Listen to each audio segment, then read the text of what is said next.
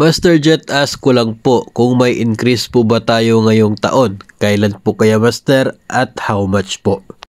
Mga Master, kung nasundan po ninyo ang ating mga episodes ay matatandaan po ninyo na huli po nating tinalakay ang issue ng salary increase doon po sa pangalawang episode ng atin pong Master Test, no? Doon po ay mga mensahe lamang galing sa inyo na nagsasabi na base sa inyong mga nalalaman, posible daw sa July.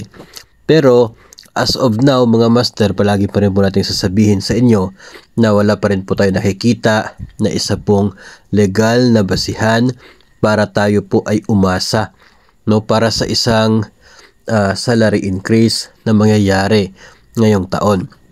So far ay puro pa lamang po mga according to another person, according to another office, yung mga nababasa po natin. Wala pa pong isang executive order or wala pa pong isang legal na basihan na talagang to confirm na magkakaroon ng increase, no? Kaya nga po ay hindi pa talaga natin masasagot yan kung magkakaroon ba talaga at kung magkano at kung kailan. Dahil as of now ay wala pa rin po tayong mga hint na nanggagaling sa mga official na mga opisina or official na mga publications o kaya ay official na mga documents. So far, mga according to another person pa lamang po yung mga nababasa natin.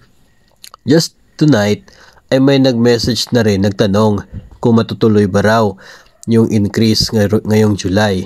And ganoon pa rin, yung sagot natin, wala pa po tayo nakikita na legal basis for an increase, kaya hindi po natin makukumpirma kung matutuloy ba or kung meron ba talagang increase for this year. Patuloy pa rin po tayo nagmo-monitor sa lahat po ng mga possible sources po natin dyan na pwede po nating makikita na may magkakaroon ng kumpirmasyon na talagang makakaroon ng increase. Pero so far as of now ay tila hindi pa po talaga maliwanag kung meron ba, kailan at magkano.